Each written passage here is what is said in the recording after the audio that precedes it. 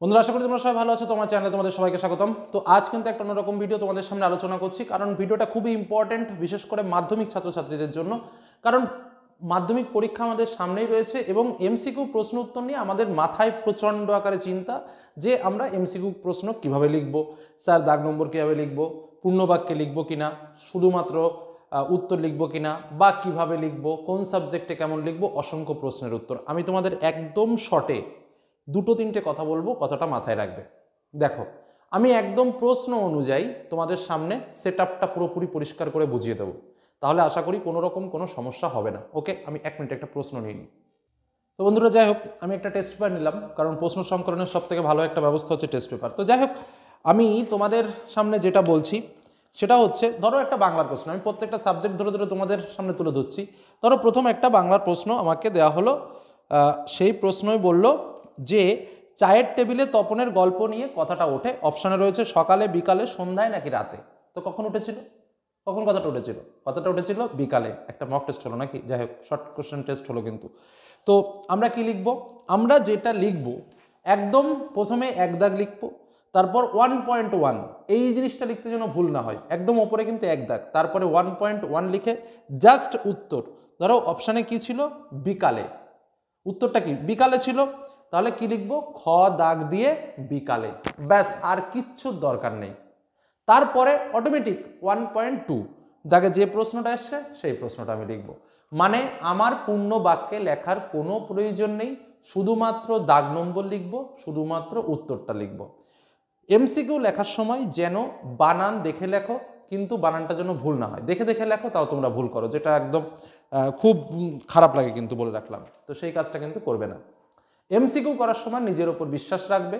প্রথম দিকে যে এমসিকিউ মনে পড়বে, বা একটা অপশানে উত্তর, অপশান দেখলে দেখার সঙ্গে সঙ্গে তোমার একটা মনে হবে যে এটা উত্তর, বেশিরভাগ ক্ষেত্রে সেটাই উত্তর হয়।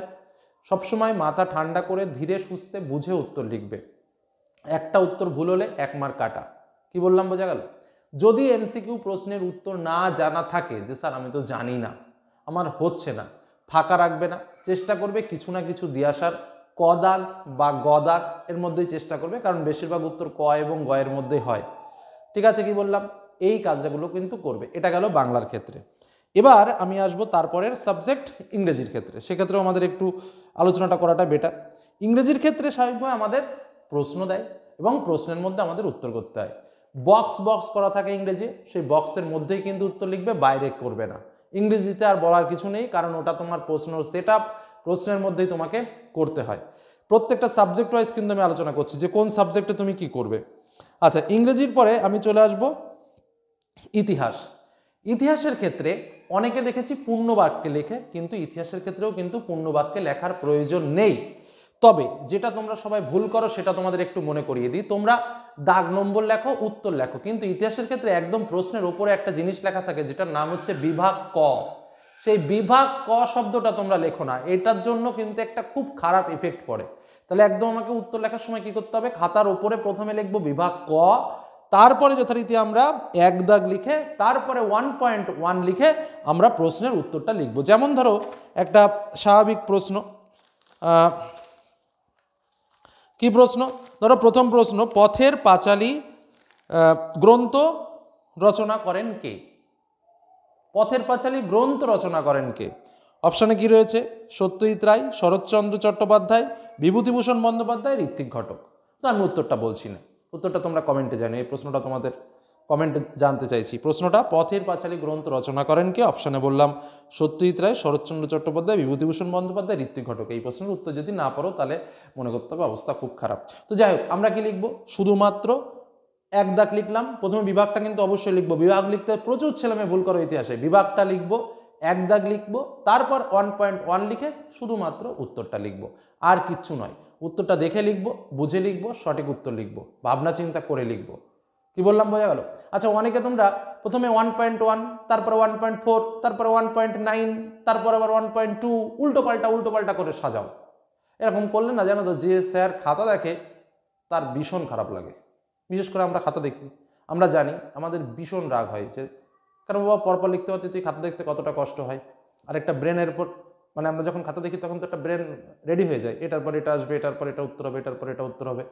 তো সবসময় না চেষ্টা করবে সিকোয়েন্স অনুযায়ী লেখার, সেক্ষেত্রে অনেক অনেক ভালো হয়। এবং কি বলতো, মানে শিক্ষকরা না খুব ভালোবাসে এই ক্ষেত্রে, যে না ছেলেটা খুব ভালো লিখছে, একটু ভালো নম্বর দিই। এটা একটা অটোমেটিক সাইকোলজি ব্যাপার খাতা দেখার সময় চলে আসে। কিন্তু তুমি যদি টিচারকে প্রথম দিকে কষ্ট দেওয়া শুরু করো, তাহলে কিন্তু খুব বিশ্রী অবস্থা। যেমন সব থেকে বেশি কষ্ট হয় খাতা দেখতে কোন জায়গাটা, তাও বলি, সত্য মিথ্যা বা শুদ্ধ অশুদ্ধ দেখার সময়। কারণ আমরা যখন খাতা দেখি না, কোনো মতে ব্রেন এটা সেট আপ করে নিই, সব তো লাইন পড়ে প্রত্যেকটা খাতা পড়া সম্ভব না। কি করে নে, যে শুদ্ধ শুদ্ধ শুদ্ধ বা শুদ্ধ অশুদ্ধ শুদ্ধ অশুদ্ধ, এই মোটামুটি 4-5টা খাতা দেখলে মাথায় ওটা মনে রয়ে যায় যে প্রথমটা শুদ্ধ, তারপরটা অশুদ্ধ, তারপরটা শুদ্ধ, সেটিং হয়ে যায়। তো এরকমভাবে খাতা দেখলাম যারা পরপর সিকোয়েন্স অনুযায়ী লিখেছে, ঠিক আছে। কিন্তু হঠাৎ করে একজন পণ্ডিত কি করলেন, প্রথমে ক দাগ, তারপরে ঘ দাগ, তারপরে খ দাগ, তারপরে ঘ দাগ। এবার কি করতে বলো তো, এবার কোনটা শুদ্ধ কোনটা অশুদ্ধ সেই প্রশ্ন না দেখলে মনে পড়ে না আবার, কারণ ওরকম তো মনে পড়বে না। তখন না টিচার রেগে যায় যে হাই এটা এরকম করলো, এটা যদি মানে আবার সে একটা করে পড়ে পড়ে পড়ে পড়ে পড়ে পড়ে দেখতে হয়। এবং সবসময় এই জন্য বলছি চেষ্টা করবে সিকোয়েন্স অনুযায়ী লেখার, সেটা সবসময় ভালো এবং বেটার। তো যাই হোক, এক্ষেত্রেও কিন্তু এমসি লেখার ক্ষেত্রে কোনো রকম কোনো সমস্যা নেই। আমি এর পরবর্তীতে একটা ভিডিও করব প্রত্যেকটা সাবজেক্ট ওয়াইজ, যেখানে আমি সাবজেক্ট ওয়াইজ প্রত্যেকটা সাবজেক্টে কেমন লেখা উচিত সেরকম বিষয় নিয়ে আলোচনা করব। আমি জাস্ট আজকে সমস্ত সাবজেক্টে শুধুমাত্র এমসিকিউ নিয়ে আলোচনা করছি। কেন বলছি সমস্ত সাবজেক্টের এমসিকিউ সেটাও তোমাদের বলবো। আচ্ছা, ভূগোলের ক্ষেত্রেও সেম, আলাদা কিছু নাই। ইতিহাসে যেমনটা বললাম, ভূগোলের ক্ষেত্রেও সেম, কারণ ভূগোলেও কিন্তু বিভাগ লিখতে গিয়ে অনেকে ওই ভুল করে, বিভাগ ক এটা তোমরা লিখতে বলে যাও, এটা কিন্তু অবশ্যই ঠিকঠাক করে লিখবে, তারপরে যথারীতি দাগ নম্বর দিয়ে লিখবে এমসিকিউ, শুধুমাত্র উত্তরটা লিখবে, ব্রড কোশ্চেনের কিন্তু কোনো দরকার নেই। নেক্সট যে বিষয়টা আমাদের ছেলেমেয়েদের অবশ্যই মনে করে দিতে চায় এবং খুব ভালোভাবে শুনতে হবে, সেটা কিন্তু হচ্ছে আমাদের জীবন বিজ্ঞান। কারণ জীবন বিজ্ঞানের ক্ষেত্রে সম্পূর্ণ ব্যাপারটা কিন্তু আলাদা। কেন? কারণ জীবন বিজ্ঞানের প্রশ্নে কিন্তু শুধুমাত্র উত্তর লিখলে হবে না, বা এতক্ষণ যে সাবজেক্টগুলোতে আমি কি বললাম, একটা শুধু শব্দ লিখে দাও নম্বর পেয়ে যাবে বলেছি, কিন্তু জীবন বিজ্ঞানের ক্ষেত্রে আমি সেটা বলছি না। কেন? কারণ জীবন বিজ্ঞানের প্রশ্নেই কিন্তু ওটা লেখা আছে। কি লেখা আছে প্রশ্নটা একবার একটু শুনে নাও। প্রশ্নে লেখা থাকবে, প্রতিটি প্রশ্নের সঠিক উত্তর নির্বাচন করে তার ক্রমিক সংখ্যা সহ বাক্যটি সম্পূর্ণ করে লেখো। অর্থাৎ প্রথমে স্বাভাবিক বিভাগ লিখব, তারপরে এক দাগ বা যে এক দাগের প্রশ্নে 1 লিখব, তারপরে 1.1 লিখব। লেখার পরে পুরো প্রশ্নটা সম্পূর্ণ বাক্যে আমাকে লিখতে হবে। লেখার পরে আবার যেটা আমার উত্তর সেটাও আমাকে আবার দাগ নম্বর দিয়ে লিখতে হবে। বোঝা গেল? এইভাবে কিন্তু আমাকে উত্তর করতে হবে জীবন বিজ্ঞান। অর্থাৎ জীবন বিজ্ঞানের ক্ষেত্রে শুধুমাত্র পূর্ণ বাক্য উত্তর লিখতে হবে, এটা যেন মনে থাকে। এক একটা সাবজেক্টে কিন্তু এমসিকিউ লেখার ধরন এক এক রকম। অর্থাৎ আমরা যদি সবসময় বলি যে স্যার শুধু শর্টে উত্তর লিখবো, না, সবসময় শর্টে উত্তর নয়। জীবন বিজ্ঞানের জন্য আলাদা সিস্টেম, সেটা আমাকে জানতে হবে। শুধু বলে গেলাম এক শব্দে লিখে গেলাম, এক শব্দে লেখো না। বোঝা গেল? একটা কালি ইউজ করবে, বানান ঠিকঠাক করে লিখবে, ভুল লিখবে না, মাথা ঠান্ডা করে লিখবে। আন্দাজে এমসিকিউ হয় না, চেষ্টা করবে নিজে করার। প্রথম দেখে যেটা মনে হয়েছে যে এটা হওয়ার সম্ভাবনা, সেটা হওয়ার চান্স বেশি থাকে।